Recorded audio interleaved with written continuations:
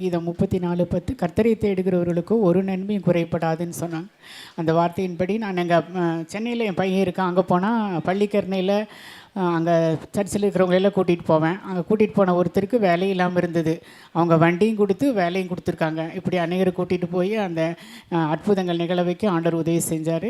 இனியும் பிள்ளைகளுடைய வாழ்க்கையில் ஆண்டவர் அற்புதம் செஞ்சு சாட்சியாக நிறுத்த போய் கரங்களை தட்டி உற்சாகமாக ஆண்டவர் மகிமைப்படுத்துவோம். கர்த்தருடைய பரிசுத்த நாமத்துக்கு ஸ்தோத்திரம். நாங்கள் ஈரோட்டிலேருந்து வந்திருக்கோம். எங்கள் பாப்பா 9th ஸ்டாண்டர்ட் படிக்கிறா. அவள் 2020 அவளுக்கு என்னென்னா தலைவலி அடிக்கடி வந்துட்டு இருந்துச்சு. நாங்கள் போய் எம்ஆர்ஐ ஸ்கேன் எடுத்து பார்க்கும்போது அவளுக்கு பிரெயின் டியூமர்னு சொன்னாங்க, பிரெயினில் கட்டி இருக்குன்னு சொன்னாங்க. நாங்கள் 2020 நாங்கள் ஆப்ரேஷன் பண்ணிவிட்டு வெள்ளூர் சிஎம்சிக்கு அதை பயாப்சி போயிட்டு வரும்போது அது கேன்சர் இருக்கிற சிம்டம்ஸ் இருக்குன்னு சொன்னாங்க.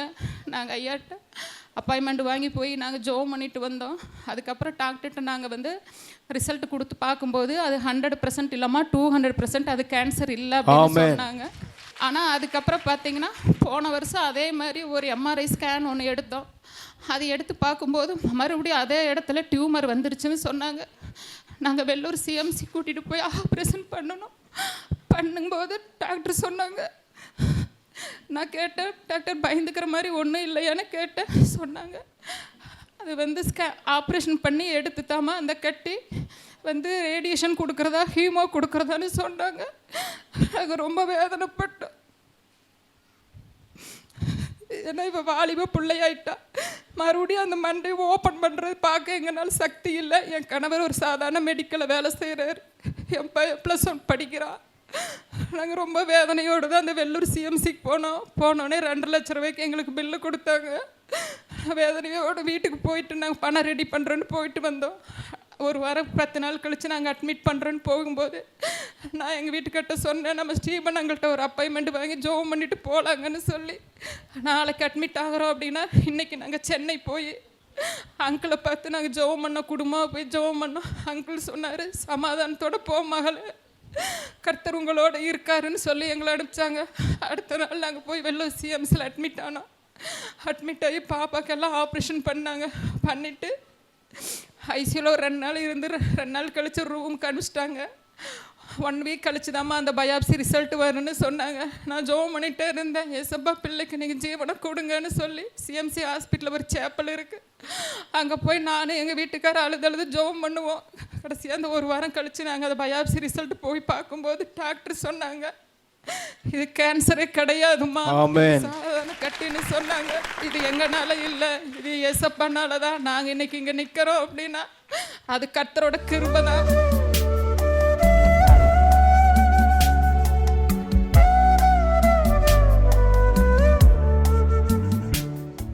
கிறிஸ்துவுக்குள் மிகவும் பிரியமான எனதருமை சகோதர சகோதரிகளே, நம்மை சிருஷ்டித்தவரும் நம்மை உண்டாக்கினவரும் நம்மை ஒருபோதும் மறந்து போகாதவருமாகிய இயேசு கிறிஸ்துவின் முன்னையற்ற நாமத்தினாலே உங்கள் எல்லாரையும் வாழ்த்தி ஆசீர்வதிக்கிறேன். அல்லேலூயா. எல்லாரும் சந்தோஷமா இருக்கீங்களா?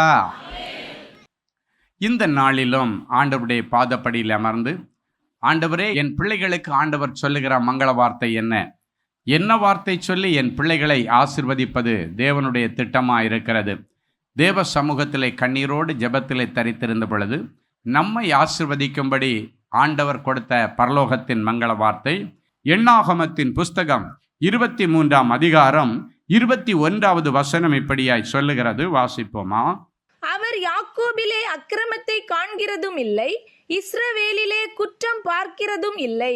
அவர்களுடைய தேவனாகிய கர்த்தர் அவர்களோடே இருக்கிறார். ராஜாவின் ஜெய கம்பீரம் அவர்களுக்குள்ளே இருக்கிறது. ராஜாவின் ஜெய கம்பீரம் அவர்களுக்குள்ளே இருக்கிறது. ராஜாவின் ஜெய கம்பீரம் ஆண்டவருடைய பிள்ளைகளுக்குள்ளால இருக்கணுமா? அப்படின்னா எந்த இடத்துல நீங்க கோமாளிகளாய் மாறிவிடக்கூடாது, ஏமாளிகளாகவும் மாறிவிடக்கூடாது. ஆண்டவருடைய பிள்ளைகள் எப்பொழுதும் ராஜாவின் ஜெய கம்பீரம். ராஜாவின் ஜெய கம்பீரம்னா இயேசு ராஜாவுடைய ஜெய கம்பீரம் உங்களுக்குள்ளே இருக்க வேண்டும் என்று ஆண்டவர் சொல்லுகிறார். ராஜாவின் ஜெய கம்பீரம்.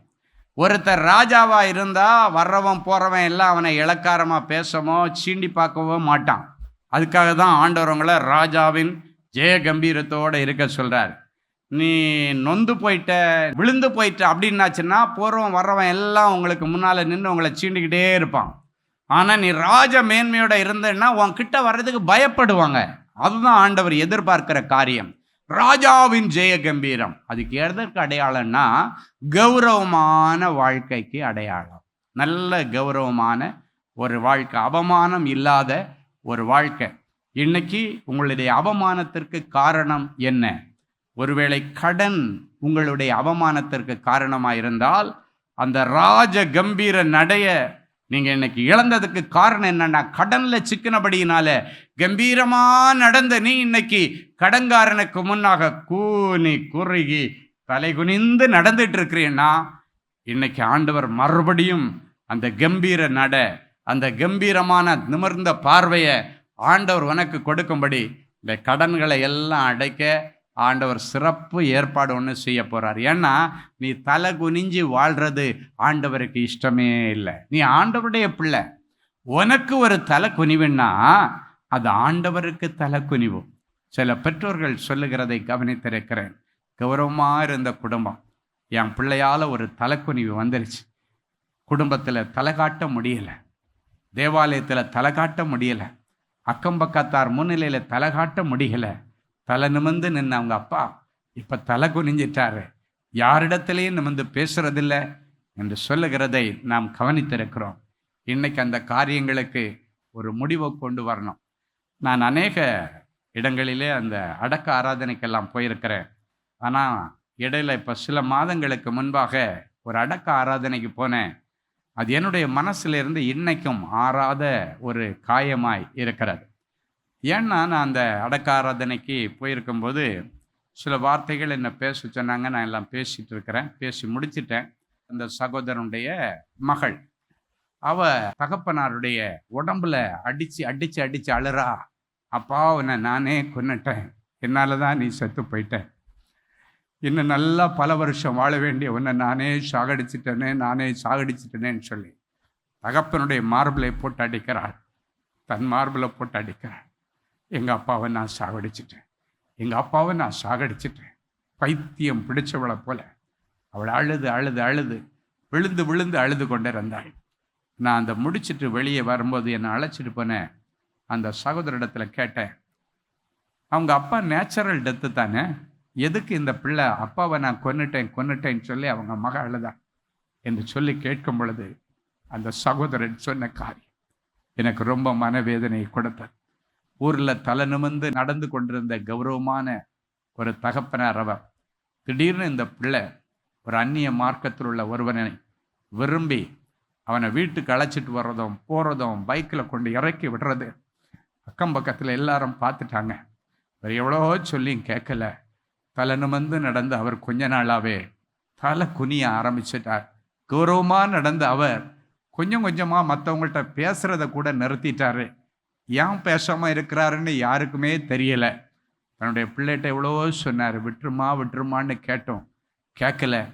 திடீர்னு ஒரு நாள் மார்படைப்பு வந்து அவர் ஆஸ்பத்திரியில் அட்மிட் பண்ணப்பட்டு சில நாட்கள் ஆஸ்பத்திரியில் இருந்து அவர் மரித்து போய்விட்டார்.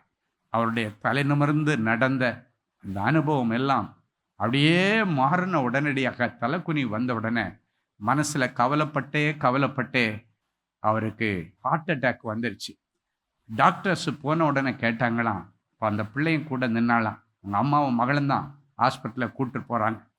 ரொம்ப துக்கப்படும்படியான சம்பவம் ஏதாவது நடந்துருச்சா அப்படின்னு கேட்டாராம். நல்ல ஆரோக்கியமாக இருந்த சகோதரர், இருதயெல்லாம் நல்லா தான் இருந்துச்சு. ஏதாவது சம்பவம் நடந்துதான்னு கேட்டது இவளுக்குள்ளால ஒரு குற்ற உணர்வை கொண்டு வந்து விட்டது. என் அன்பு சகோதரனே சகோதரியே, இன்னைக்கு அவள் அழுதும் பிரயோஜனம் இல்லை, புலம்பியும் பிரயோஜனம் இல்லை. தலைக்குனிவோடு அவருடைய வாழ்க்கை முடிந்து போய்விட்டது. இன்றைக்கு ஆண்டவர் சொல்கிறார், தலை குனிவு ஆண்டவருடைய பிள்ளைகளுடைய வாழ்க்கையில் இருக்கக்கூடாது. தலை நிமிர்ந்து வாழணும். யாரிடத்துலையும் நீங்கள் தலை குனிஞ்சு பதில் சொல்கிற அளவுக்கு இடம் கொடுக்காதபடிக்கு நீங்கள் ஜாக்கிரதையாக இருக்கணும். ஏன்னா இஸ்ரவேல் ஜனங்களுக்கு ஆண்டவர் சொன்ன 2வது ஆசீர்வாதம் ராஜ கம்பீர வாழ்க்கை. ஆண்டவர் கொடுத்திருக்கிற அந்த கௌரவமான வாழ்க்கையை நீங்கள் காப்பாற்றிக்கணும்னு ஆண்டவர் சொல்கிறார். ஒருவேளை இன்றைக்கு வரைக்கும் வாலிப பிள்ளைகள் இருக்கிறீங்க, உங்களால் குடும்பத்திற்கு ஒரு தலைக்குனிவு வந்துடக்கூடாது. கணவனால குடும்பத்திற்கு தலகுனிவு வந்துடக்கூடாது, மனைவியால குடும்பத்திற்கு தலகுனிவு வந்துடக்கூடாது.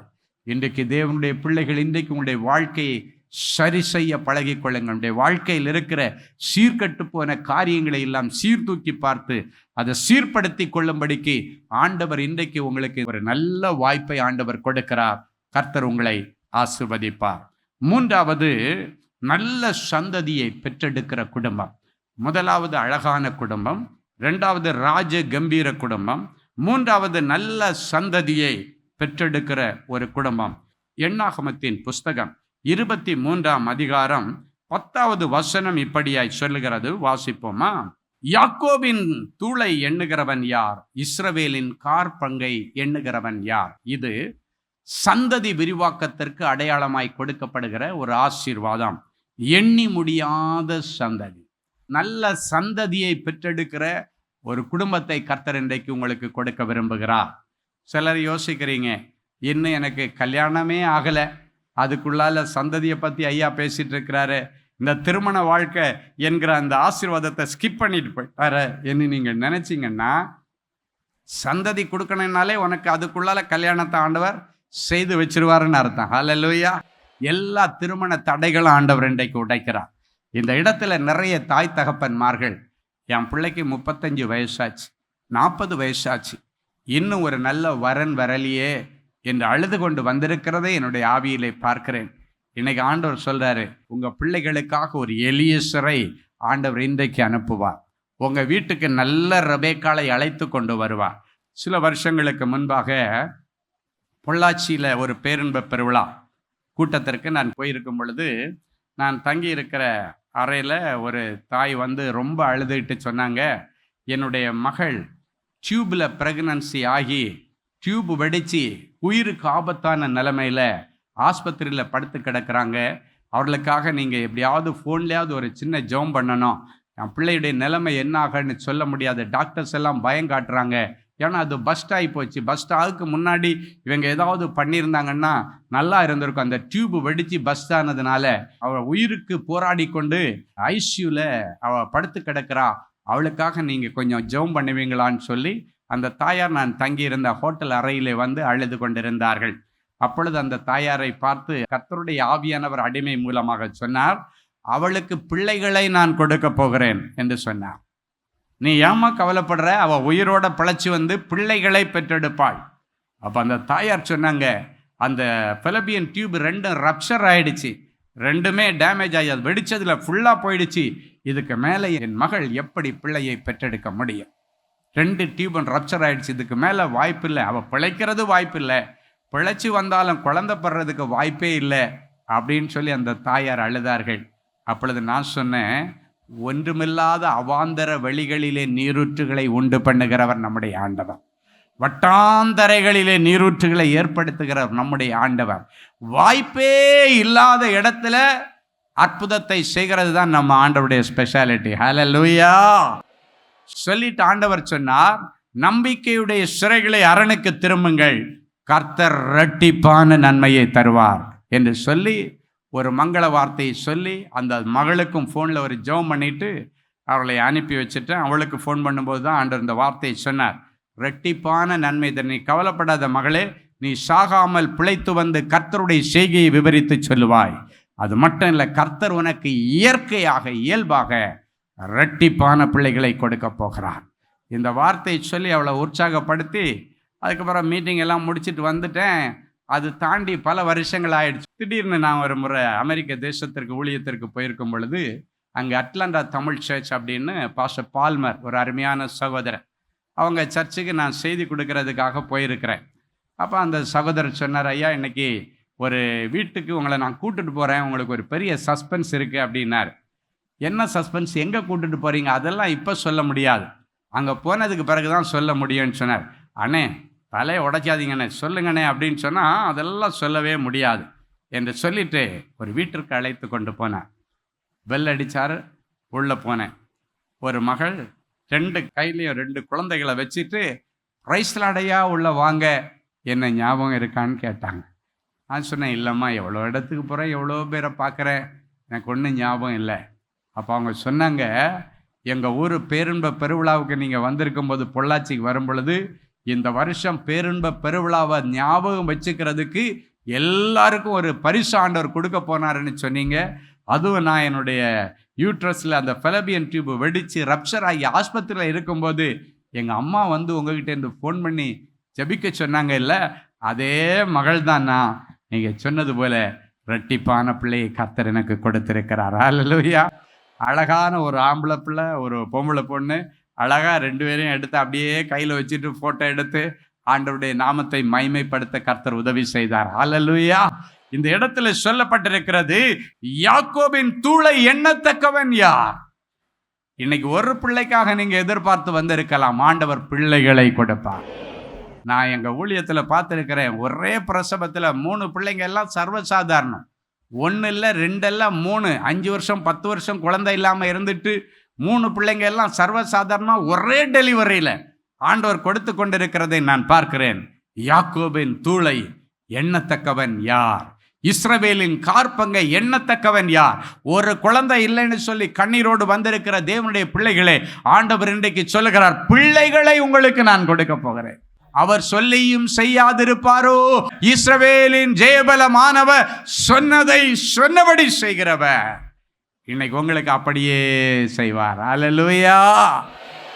இப்ப நிறைய பேருக்கு இருதயத்துல ஒரு கேள்வி, டாக்டர்ஸ் எல்லாம் முடியாதுன்னு சொல்லிட்டாங்களே. டாக்டர்ஸ் முடியாதுன்னா முடியாதுன்னு தான் சொல்லுவாங்க. ஆனா என் ஆண்டவர் சொல்லுகிறார், என்னால் செய்ய முடியாத காரியம் ஒன்று உண்டோ? அன்றைக்கு அழகான பிள்ளையை பெற்றெடுப்பதற்காக காத்து கொண்டிருந்த எலிசபெத், வயசு ஆயிடுச்சு, ஆனா இதுக்கு மேல கிடைக்காதுன்னு முடிவு பண்ணிட்டாங்க, சகரியாவும் எலிசபெத்தும். ஆனா ஆண்டவர் அவங்களுக்கு ஒரு நல்ல நற்செய்தியை ஒரு நாள் திடீர்னு ஊழியம் பண்ணிட்டு இருக்கும்போது வந்து சொல்லுகிறார். திடீர்னு அந்த சகரியா தேவாலயத்திலே தூபம் காட்டி கொண்டிருக்கான். அப்படின்னா ஊழியத்தில் இருக்கிறான், சீட்டு வாங்கிட்டு. அன்னைக்கு அவர் தான் சர்வீஸ் நடத்தணும், ஊழியத்தில் நிற்கிறான். அவர் நிற்கும் பொழுது திடீர்னு ஒரு தேவதூதன் வந்து நிற்கிறான். அவன் வந்து சொல்லுகிறான், கர்த்தரிடத்திலிருந்து உனக்கு நற்செய்தியை கொண்டு வந்திருக்கிறேன், ஆண்டவரால் அனுப்பப்பட்ட நற்செய்தியை கொண்டு வந்திருக்கிறேன். உனக்கு ஒரு குமாரனை நான் கொடுக்க போகிறேன். உன் மனைவியாகி எலிசபெத் அருமையான ஒரு ஆண் பிள்ளையை பெற்றெடுப்பாள், யோவான் என்று பெயரிட வேண்டும். அழகான ஒரு மங்கள வார்த்தை. இன்றைக்கு அதே போல தேவதூதன் வந்து நின்று சொன்னது போல அடிமை மூலமாக கர்த்தர் உங்களை பார்த்து சொல்கிறாரு, பரலோகத்திலிருந்து உங்களுக்காக நற்செய்தியை கொண்டு வந்திருக்கிறேன். ஆண்டவர் அழகான பிள்ளை செல்வத்தை உங்களுக்கு கொடுப்பார். சில வயசான பெற்றோர்கள், நான் சாகிறதுக்கு முன்னால் பேர பிள்ளையை பார்க்கணுன்னு ரொம்ப ஆசையாக இருக்கிறேன் அப்படின்னு நீங்கள் ஆசையோடு இருக்கிறீங்க. ஆண்டவர் இன்றைக்கு அதற்கான வாய்ப்பை உங்களுக்கு திறந்து தருவார். டாக்டர் சொன்னதை எல்லாம் மறந்துடுங்க, ஆண்டவர் சொன்னதை நீங்கள் பிடிச்சுக்கிங்க. ஹல்லேலூயா. மனோவாவுடைய மனைவியை ஒரு நாள் ஆண்டவர் சந்திக்கிறார். உனக்கு அருமையான ஒரு பிள்ளையை கொடுக்க போகிறேன் என்று சொன்னார். அந்த பிள்ளையை எப்படியெல்லாம் வளர்க்கணும்னு சொல்லிட்டார். அவளுக்கு ஒரே சந்தோஷம். புருஷன் வந்த உடனே சொல்றா, எனக்கு இப்படி ஒரு தேவதூதன் வந்து ஒரு சங்கதியை சொன்னார். அப்போ அவர் கேட்குறாரு, வந்தவருடைய பேர் என்னன்னு கேட்டியா அப்படின்னு கேட்கும்போது, ஐயோ உற்சாகத்தில் அந்த நிறைய பேருக்கு அந்த குஷியில் எல்லாத்தையும் மறந்துடும், பேரையும் கேட்க மாட்டோம், ஒன்றும் கேட்க மாட்டோம், நற்செய்தி வந்துருச்சு அப்படின்னு சொல்லிட்டு அந்த மைண்ட்லேயே அப்படியே நம்ம இருப்போம். அவள் பேரை கேட்கல, அடுத்த வாட்டி வந்தா உங்கள் பேர் என்னான்னு கேள் அப்படின்னு சொல்லிவிட்டு போனான்னு அவளுடைய புருஷன். அதே போல் அடுத்த முறை அந்த தேவதூதன் வரும் பொழுது, ஐயா உங்கள் பேர் என்னான்னு நான் தெரிஞ்சுக்கலாமா என்று கேட்ட பொழுது அவர் சொன்னார், என் நாமம் என்னவென்று உனக்கு தெரிஞ்சுக்கணுமா? என்னுடைய நாமம் அதிசயமானவர். அப்படின்னா மனோவா தம்பதிகளை சந்திக்க வந்தது தேவதூதன் அல்ல, அதிசயமானவர் என்கிற பெயரோடு பிறந்த என் ஆண்டவராகிய இயேசு கிறிஸ்து. அதே அதிசயமானவர் இன்றைக்கு சொல்லுகிறார், உனக்கு ஒரு பிள்ளையை கொடுப்பேன், உனக்கு நான் கொடுப்பேன், நீ கவலைப்படாத. நீங்க பைபிளில் பார்த்தீங்கன்னா ரொம்ப வருஷம் காத்திருந்த இருதயத்தில் ஏங்கினதுக்கு பிறகு கொடுத்த பிள்ளைங்க எல்லாமே வந்து பெரிய சாதனை படைத்தவர்களாக தான் இருந்தாங்க. அன்னாளுடைய பிள்ளை சாமுவேலை குறித்து யோசித்து பாருங்கள். ராஜாக்களை அபிஷேகம் பண்ணக்கூடிய அளவுக்கு, சின்ன வயசிலிருந்து ஆண்டவருடைய தரிசனங்களை பார்க்கக்கூடிய அளவிற்கு அந்த சாமுவேல் பெயர் பெற்று விசேஷித்தவனாய் விளங்கினான். வேதம் சொல்லுகிறது, இந்த பட்டணத்தில் ஒரு தேவ மனுஷன் இருக்கிறான், அவன் வரங்களில் பெரியவன். அவன் சொல்லுகிறதெல்லாம் தப்பாமல் நடக்கிறது.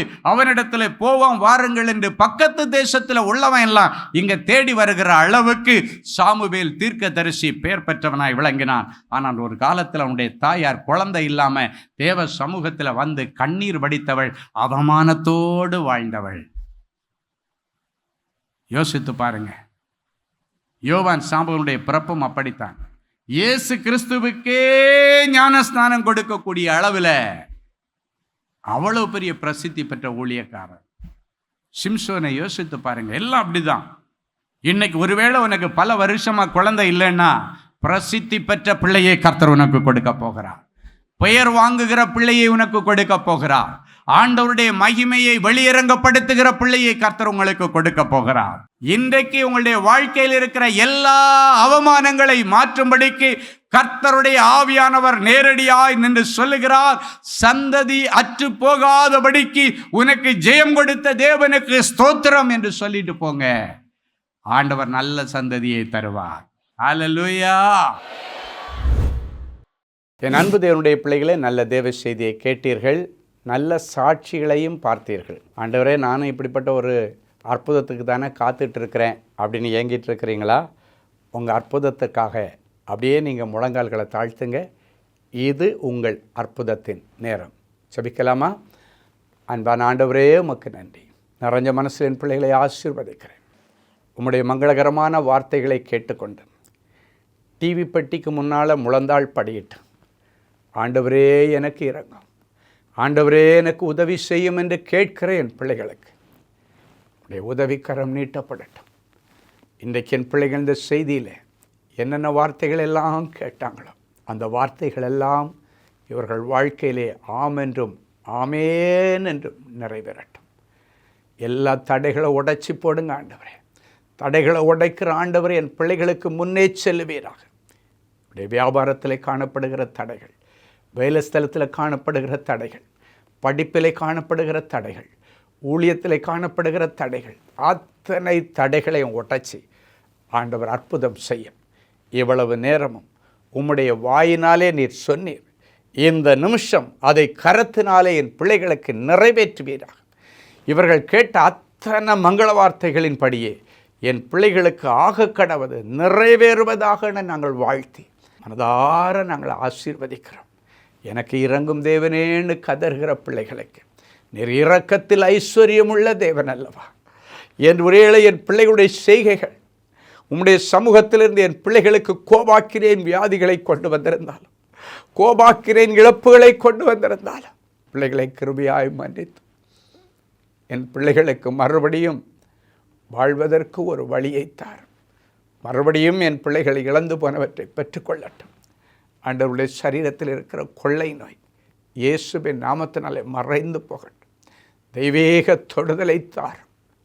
டிவி பெட்டிக்கு முன்னால் முழந்தாள் படியிட்டு கிடக்கிற என் பிள்ளைகள் உடைய இருதயத்தின் அங்கலாய்ப்புகள் உமக்கு தெரியும் ஆண்டவர்.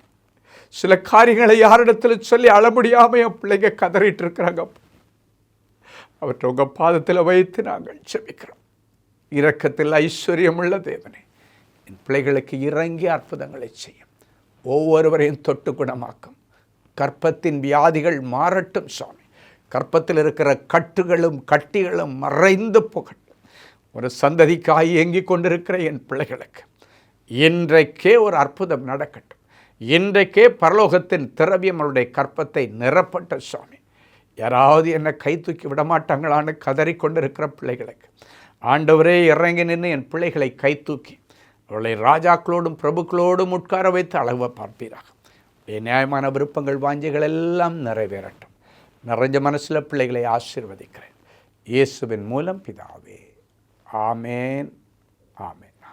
அன்பு தேவனுடைய பிள்ளைகளே, இந்நிகழ்ச்சியின் மூலம் நீங்கள் பெற்றுக்கொண்ட ஆசீர்வாதங்களையும் உங்கள் ஜெப விண்ணப்பங்களையும் அனுப்ப வேண்டிய முகவரி: தேவனின் அன்பு ஊழியங்கள், எண் 340B பார் 1A 3B1 Vinayak avenue, OMR road, Okkiyam, Thoraipakkam, Chennai 600097. மின்னஞ்சல் prayer@godsloveministries.co.in.